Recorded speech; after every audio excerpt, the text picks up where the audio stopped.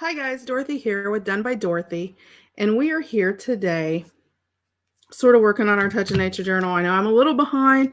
Um, haven't been feeling well the last couple days, different things going on, but we are back today, and I'll be finishing the cover up today, and hopefully uh, we'll get the cover finished today, and then we will come back and do the binding in another video for tomorrow. We'll be a little bit late with the recipe cookbook, but we will be going. So I have, in part one, I finished the cover. So now I'm going to go through, and I always use Vintage Photo, Black Soot, and my Walnut Stain. That's sort of the four that I sort of use. So I'm going to start out with my Vintage Photo because it's my lightest color. And these are the mini ink pads. I find they're really great to do this with. Or you can put it on a brush at the side, or you can use a large one if you want to too. I just like sort of using the small ones. And I'm going to start in the middle on the spine. And I'm just going to sort of just wipe it back and forth. And those wrinkles that we created are going to pick up ink off the ink pad. If you can see where it's getting dark. And let me grab this side and do this side. Make sure I stay in camera here so you guys can see. And again, I'm not pushing this down really hard. I am just gliding it over the top. There's no pressure, just gliding. Okay, so we've got that. And if you notice you missed any places, you can go back. And I do go back in some places and sort of just awkwardly sort of do some darker areas, just a couple spots, 2 or 3, maybe 4 on the cover. I try to do it down sort of towards the outside edges. So okay, that is our Vintage Photo. Now we are going to go in with our Walnut Stain. And with my Walnut Stain, I literally go and sort of frame the outside edges. On the spine, I'll go around the top. And then I go sort of right between where the crack is. And we'll go back through and get that crack in a little bit. And then around the bottom. And then you do get a little bit on your fingers, but it's okay. And remember, we already went down to here, so I'm just going to go right around the edges. Sort of, again, around the edges. Trying not to, I don't go straight across, just sort of bounce back and forth, so you're sort of creating almost like a vignette around it. And then I've got the black, and I'll do the black. I just go through and just literally just sort of hit some on the edges. Not hardly any at all. And just along the edge, I'm not even rubbing this. I'm just sort of bouncing it across. Sort of a bouncing and wiping, I guess, swiping type. Just like that. Okay, and then I'll set my inks to the side, and we'll come back to those if we need them. Then I'm going to use my Distress sprayer, but any kind of spray bottle works. If you don't have a spray bottle, you could wet a rag, but I'm just going to, let me unlock my bottle. And then I'm just going to sort of do a light spray, because we know Distress inks react with water. So I'm not soaking it. I'm just making sure there's enough water there to work with.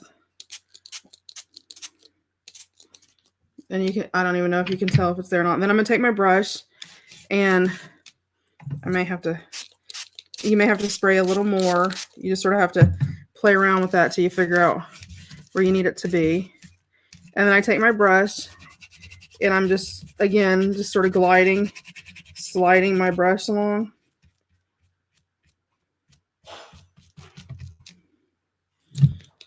And then again, if you need to put a little bit more water, we can dry it, so it's not a problem. You just dry it out if it gets too wet. We're going to dry it out here in a minute. I do try to sort of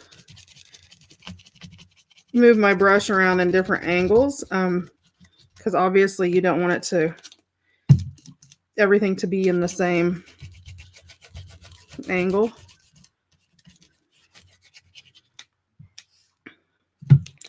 And the paper will soak up the water, which is one reason why we're going to finish the cover today. And then we'll come back in another video because well, I'll explain it more when we get there, but because of the water, it will cause warping with your chipboard. So let me see if I got that. Yeah, that's about where I want it to be. Okay, so let me grab my baby wipe I was using over here and sort of sop up some of this water here. Okay, because we are trying to control so we don't get water everywhere. We don't want it soaking wet or rainy wet. Now I'm going to come back through with my dryer and just sort of very easily sort of spray some of the water, spray it dry so some of the water leaves. Because it is distressing. So as long as water is there, it is workable and it can move around. So if we dry it, it sort of freezes it in place. And then we'll come back through. Well, before we get to the end, I'm going to go back over it with some Mod Podge today. And then it'll dry. Well, I'll let it dry. It'll take several hours for it to dry. I won't use my dryer on the Mod Podge. I'll let it dry. And then I put if you have a press,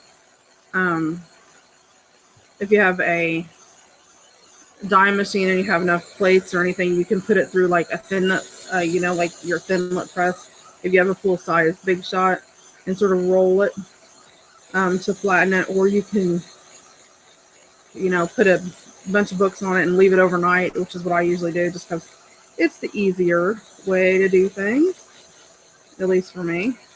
And like I said, this is going to be fully dry, but I'm just trying to dry most of the liquid out of it.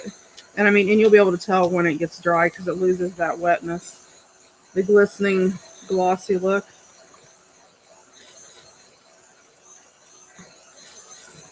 Okay. Now, I usually use my walnut stain or whatever stain you're focusing when you were inking all of your pages and stuff. You sort of want to use that color just sort of because it goes with sort of the theme. And then I will just rub that along the edges, just sort of creating like that dark, dingy edge. And that does just add a little color on the outside edges, so it's not so, you don't want it all light colored, but you really don't need to add water to it on the edge. It's going to get the most dirt and grime, just like your corners right here. So I sort of run it down the middle, and it sort of accents that little edge. You can use black if you want to.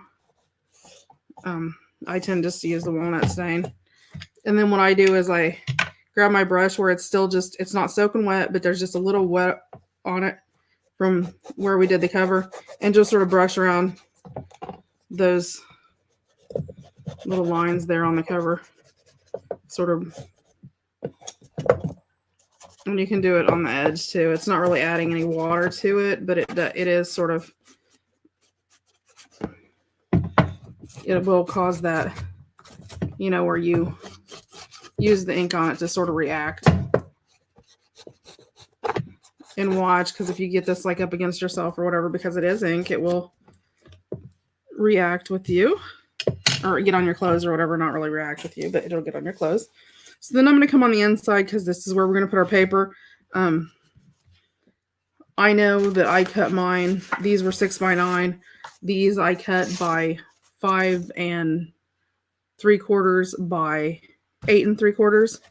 So I know that, I've got that like 1/8 of an inch all the way around my cover. So I just need to do right around the inside edge. So I'm going to use my Distress ink. Sorry, that was my phone. And I'm just going to lightly go across here. Again, just like we did on the inside, on the outside, but you don't have to go as far. You're just doing right around the edge. And it's pretty easy to do on the inside because it's nowhere near as extravagant. You just want to add ink where it shows up that, you did something there. And then for that, I spray a little water on your palette, or if whatever you're using, your glass, if you're using a mat or a glass plate, whatever you're using, and just sort of smear that, just sort of to activate that ink. Give it that little bit of color. And like I said, just a couple squirts of water, maybe 5 or 6 squirts or so. It doesn't take a whole lot. And you're just brushing that on, almost like if you were doing watercolors, which, I mean, basically that's, at this point, you're using your Distress ink as a watercolor to ink the edges. And I just use the Vintage Photo because I'm going around. And then I will use the walnut stain. And by the time you get over here, if you just use the brush, it pretty much dies. And then I'll just really lightly go around with the walnut stain. Just because, you want the inside to look sort of dirty in the walnut stain. For me, that's my combos that I use, is the Vintage Photo walnut stain. If I'm trying to go with a light color, and then I'll use the black soot just around the edges where it's going to get the most wear and tear, just sort of every so often, just sort of running a little bit through there. You don't want it to all be black, obviously, because then you have a black cover, and nobody wants a black cover. If you're trying to make a leather look, anyway, I mean, you can use, and you can do this with any color combination of the Distress inks. Just sort of go in whatever color spectrum you're using. If you're using pinks, you can use a dark pink, a middle pink, a light pink, or throw in, another color. Like if I'm trying to do a lighter color journal cover, sometimes I'll use the walnut stain as my dark, Vintage Photo as my middle, and then I'll use like antique linen as the base color, or a color. I mean, you can just sort of use whatever you like, whatever one you really like. And then I'm just gonna hit this with the dryer real fast, and I can put my inks out of the way because my ink gets done.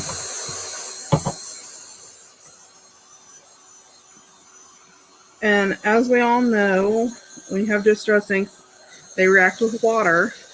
With it being the cover, you don't know where you're going to end up. You could, take it to the library and put it down, and somebody had something sitting there. Or, if you take it to the park, it could start raining. I mean, there's a lot of different things that could occur that would cause you to get liquids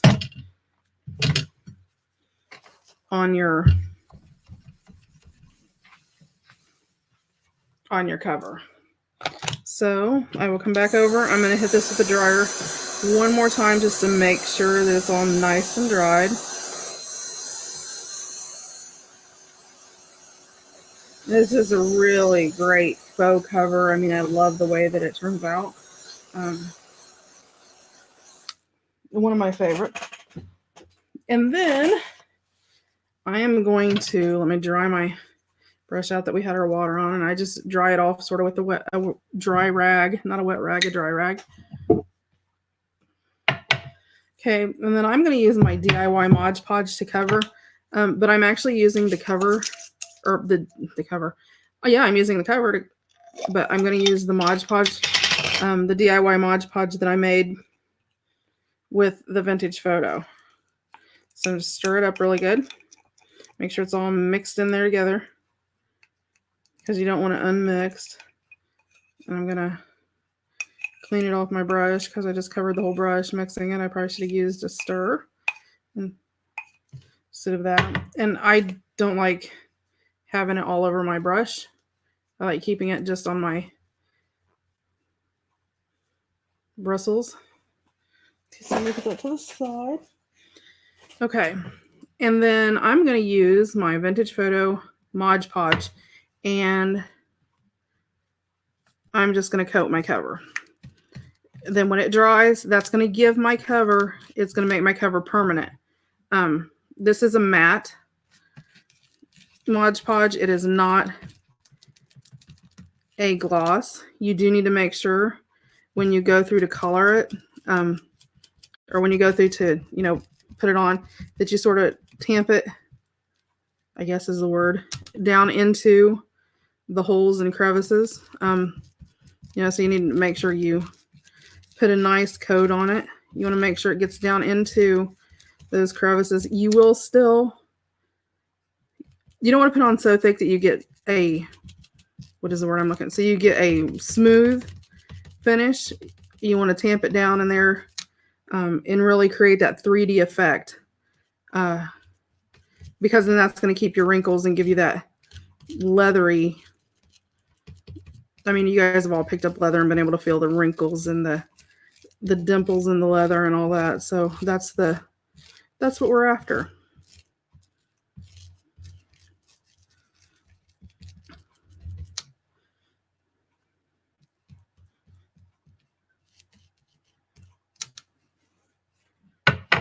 You got a clump.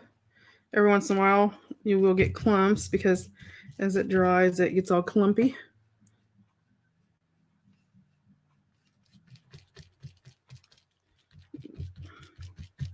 And again, you're just going to sort of keep an eye on it, sort of look. Make sure you got inside all your little dimple areas. And you'll be able to see that if you move it around a little bit in the light. You'll be able to see to make sure you didn't get in all those. And when we get ready, we'll go around the corners, the outside edges, and up, onto the back where we inked inside. You do want to make sure that you get down inside your spine, your little spine tunnels. I'm not sure what to call. I guess there's a word for that, but I'm just blanking it out. Anyway, down here in this little, that middle part between your spine and your covers. Yeah. Well, I'm not going to be able to think of it because I'm trying.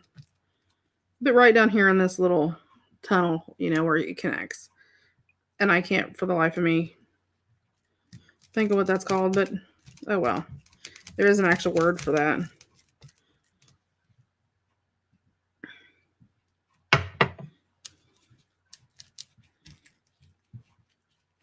And I mean, the one thing nice about, using Mod Podge is you really don't have to feel like you're rushed. It takes it a bit to dry, so you've got some time to, go in there and make sure you get everywhere, down in all the holes. And, if you look at it from different angles, you're going to be able to see, because there are, you do have different little places in there.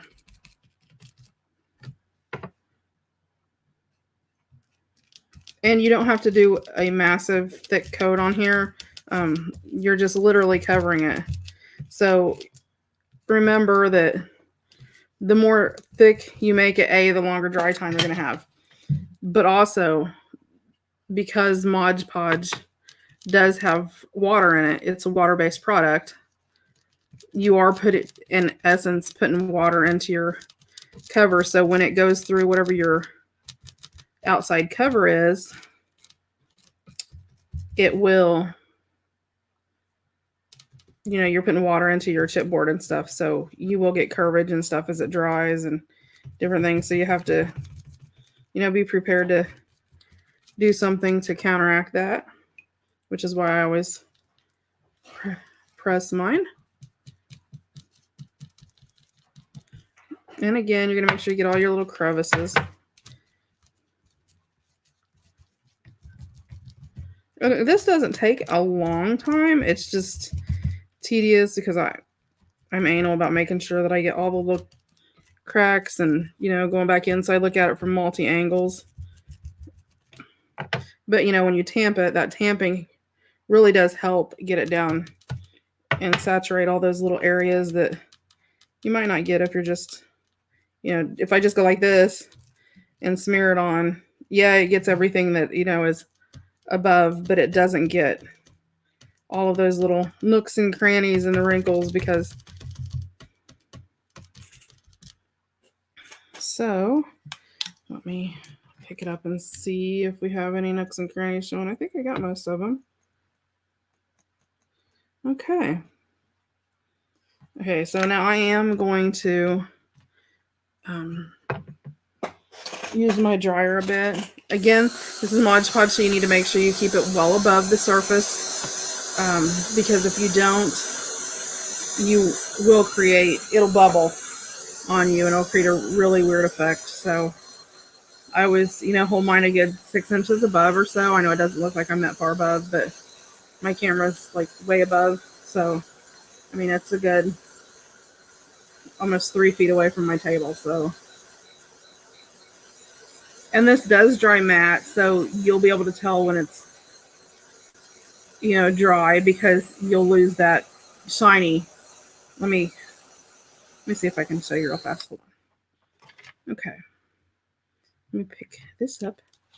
So you can see the shine on the spine and the cover, and then you can see where it's starting to dry there, where it's getting the matte finish. So it won't have that super shine. If you want it to shine, you can use a gloss. A gloss finish. I don't necessarily like the glossy look. If you're after that, then, I'm more after the,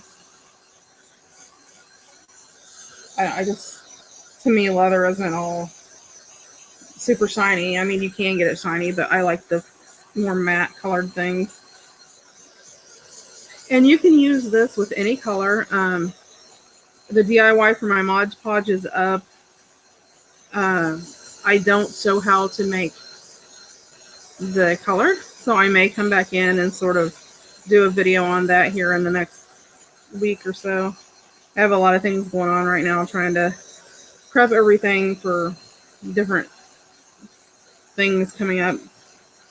We have the recipe journal coming up, and I've got several kits that I'm working on that I'll be releasing soon, and a couple little projects that we're gonna do, and some DIYs, and lots and lots of stuff, and a couple little journals. I have a couple little kits coming out that are gonna have, they're like physical kits. They're gonna be sort of like a beginner junk journal kit, and it'll have a variety of things in it. So.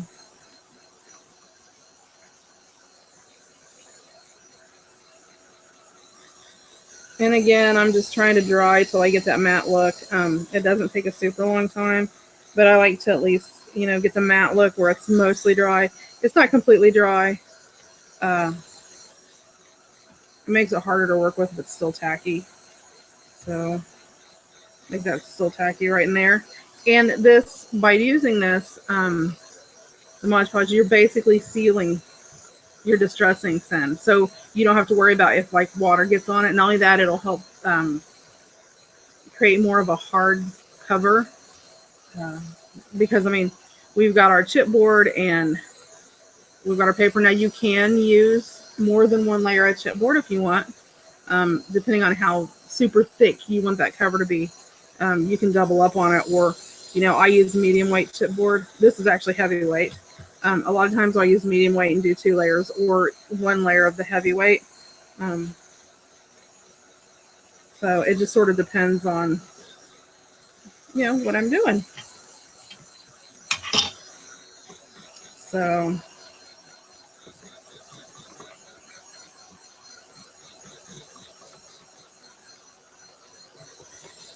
I'm so sorry. I'm just probably taking way longer to dry than what you thought. You'd have to sit here and listen to me drying.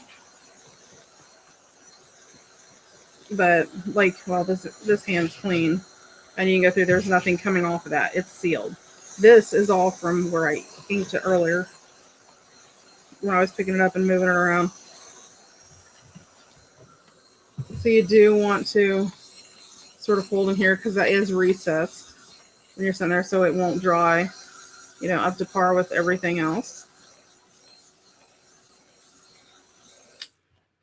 Okay, so let me pull out my wipe. I'm not worried about the Mod Podge drying on my glass mat, because it washes right off with the baby wipe, soap and water, a wet rag. I mean, okay. So Now I'm going to come in with my vintage photo, and I'm just going to go along this edge inside. And I go past, I mean, I know, I do about an inch in because I know my paper is going to cover the rest of it. So it's not going to be showing it again, sort of tamp. Make sure you get down in there. And as I'm going down, I do hit right along the edge because that coats that outside edge too.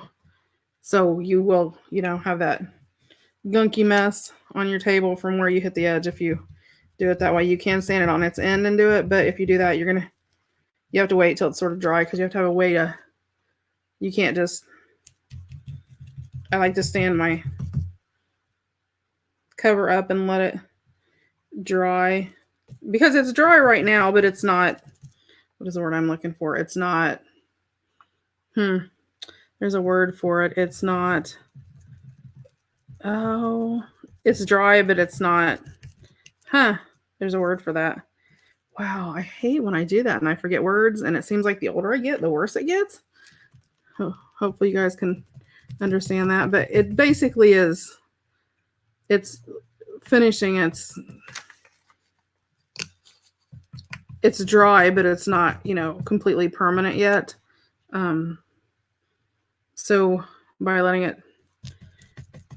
I let it dry with the dryer, but then let it dry a little bit more to let it finish off. Yeah, whatever that word is. Letting it finish off doing its thing. And then I'm going to grab my dryer and use it again. And I'm going to make sure I don't move my cover because I don't want it to stick. So if I leave it where I was doing it, sort of helps it a lot.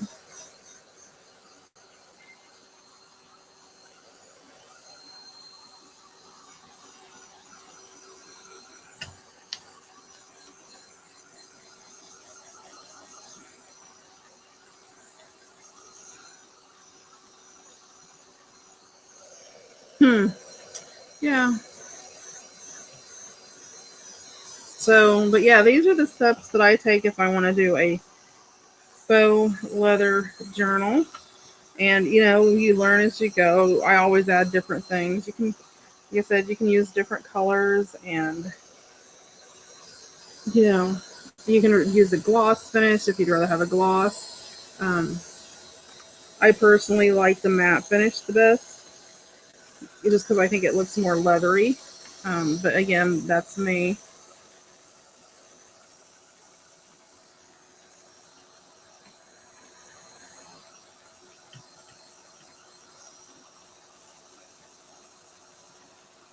And again, I'll just keep going over this a little bit till it gets all the way dry.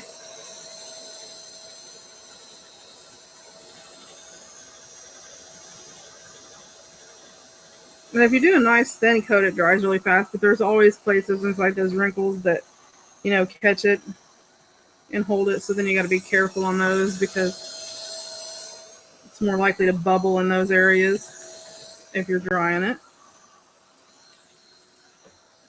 Okay. So not as bad. Let me set this to the side really fast. And where did I do with my baby wipes? Sorry about my old squeaky chair.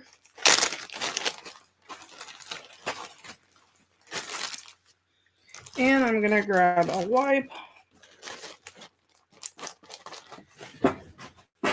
And what I'll do is we'll go ahead and I'll put the pages in and explain how I cut the inner spine, because this is going to be a hidden spine. So that means we're going to be, we're not going to be sewing all the way through the spine. It's going to be on the inside.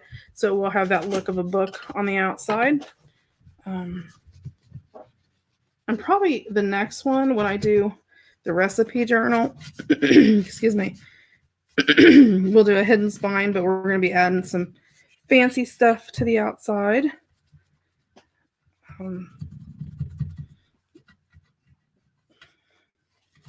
We will be putting in our stuff for our dangles and all that when we do the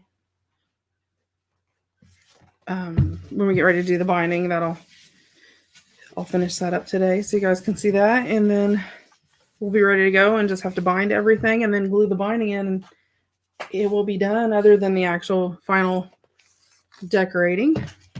Okay, so my inside covers, again, I cut to 5 3/4 by 8 3/4 by 5 3/4. So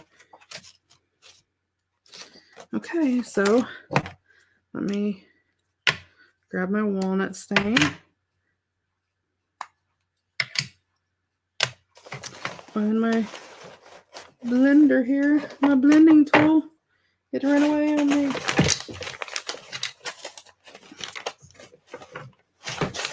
Huh. Oh, hold on, here it is. Just moved it on to my other table.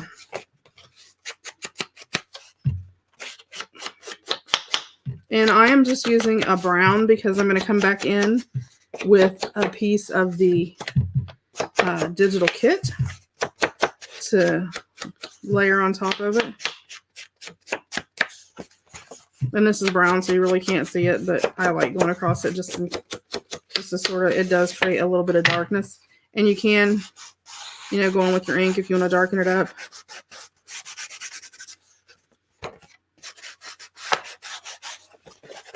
It does give it more of a distressed look if you do that. And then I just go through and just sort of rub my blender on top in case there's anything that's, just hanging around. Okay. So I'm actually going to use my Fabri-Tac because I want to have a little playtime to be able to move this around when I need, and art glitter glue does not give you that time that I like to have when I'm doing a cover. So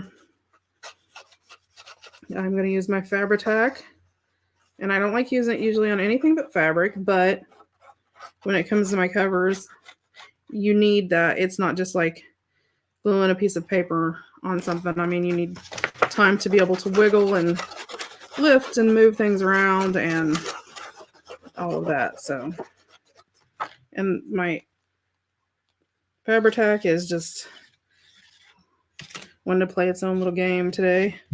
So I have to two-hand squeeze it. That's pretty bad. Normally I don't have to do that. But I think the temperatures have a lot of effect with it, I think. Okay. So I'm not going to worry about my inside lining it up. I'm going to make sure that I line up according to the outside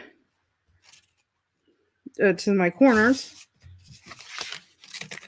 And then I'm going to come over, I'm going to pull this up.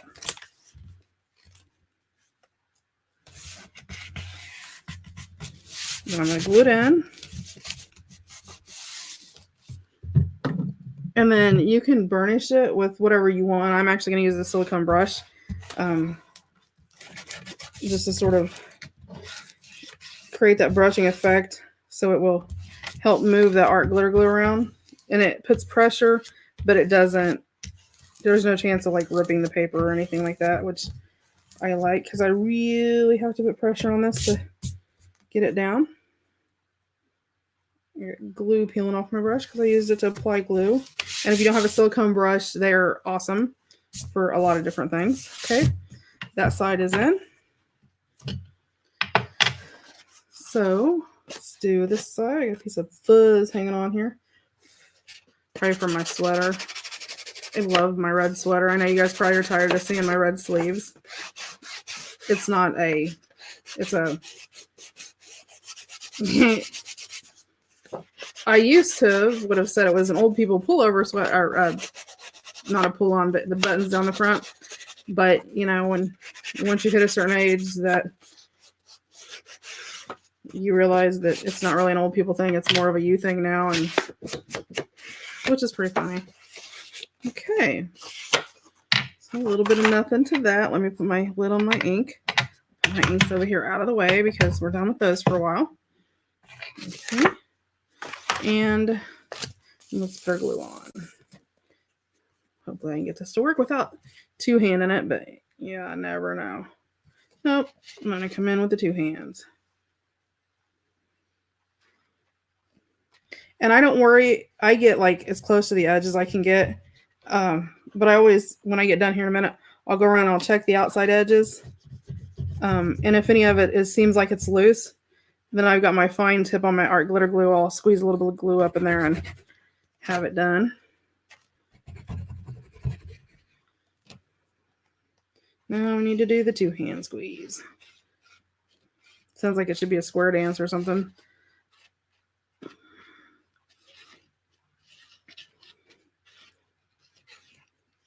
And I'm just putting enough on there that'll be able to hold that in. Like I said, we do have another piece that's going to go on top of this. So I'm going to make sure that it's got a halfway decent. It's not mounted halfway decent. It's not just throw it in there. And again, I'm going to come up here and I'm going to measure. I know I'm supposed to have about 1/8 of an inch around each side. So I just sort of glide it in there to where I get it looking about right and my edges is even.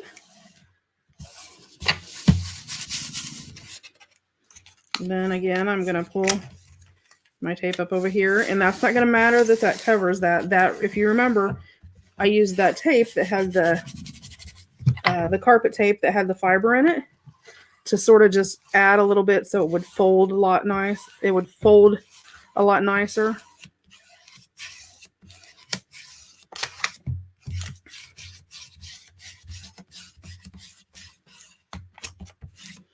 And I like doing that just because I feel like it sort of squeezes in that area a little bit. And I'll grab my art glitter glue. And I mean, you could do this by, going around making sure that you have every single thing covered with glue where you need to. I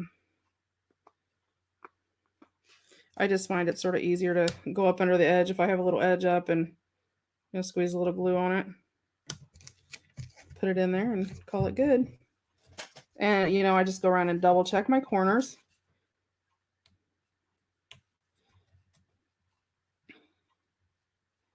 It usually doesn't take a lot, just a drop or so. If you can get it to come out. Then my art glitter glue acts all gooby today. I wonder if it's the temperature, because our temperatures have been really wacky the last couple days. Of course, I was working on digital stuff and taxes and paperwork and all that wonderful stuff yesterday, so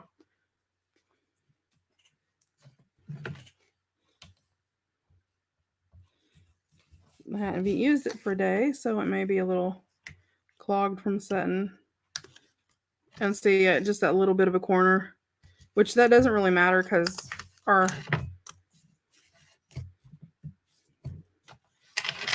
inside of our spine will cover that. I just try to make sort of these little outer corners, and I really don't have to worry about these outer corners if you're gonna put metal corners on it.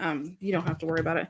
Let me put my lid on my Mod Podge here though, because it has that tendency to dry up and you can't get the lid on or off. Like, see, I have a little bit here that needs a little glue, and again, this dries clear, so. And with the Mod Podge on here, you don't have to worry about it so much. Okay.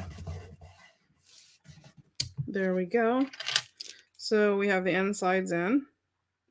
They're not decorated, but they're in. The decorating the insides will be the last thing that I do. I can put this up. So again, let me go over this.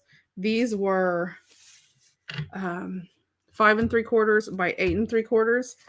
And then let me double check this because I think, yes, this is 5 3/8 by, I want to think 8 3/4. Yes, 8 3/4 by 5 3/8 wide is what I had it. Now,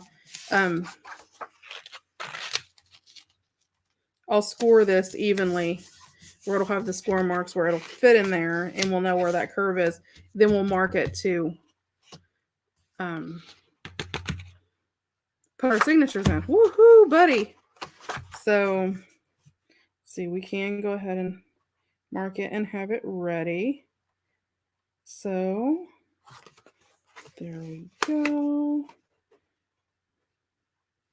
Let's see.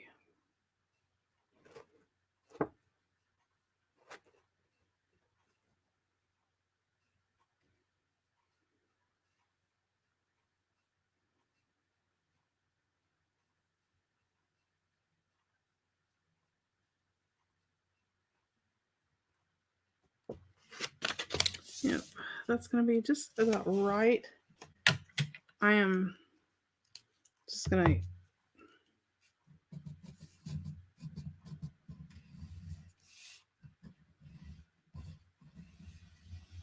and I'm just using my pencil and running down the spine here just to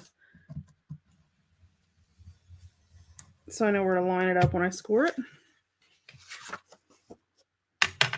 Okay. So let me flip this over. So this will be ready and we'll have this to go next time we come back to do put our signatures in, which will be the final thing, and then we'll decorate the cover and the insides. But this is what it looks like after it's done. You see, it just has that nice, and it did create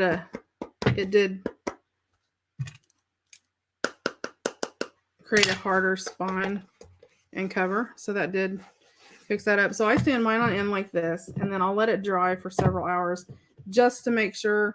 And as it dries, you can go through, and if you have any, areas you missed, you'll be able to see, so you can hit any patches, although I don't look like I have any. Awesome. So yeah, so that is let me try to pull it up where it's close enough so you can see the texture and the color. So you can see, and it does have that. And you can see it has a matte finish. It doesn't have that super gloss. But yeah, so let me try to pull it up. See? I was trying to pull it in where it'll. Yep. So it does have that faux leather look to it. So I will leave this up to dry for a little bit. I don't have any spots to come back in. We will come in and put our signatures in, our hidden spine in, and then decorate the inside covers, and then decorate the outside covers, and bind our signatures up, and we'll be good to go, and put a closure on. So you guys have a great day, and we'll see you again next time. Thanks for tuning in again. Bye.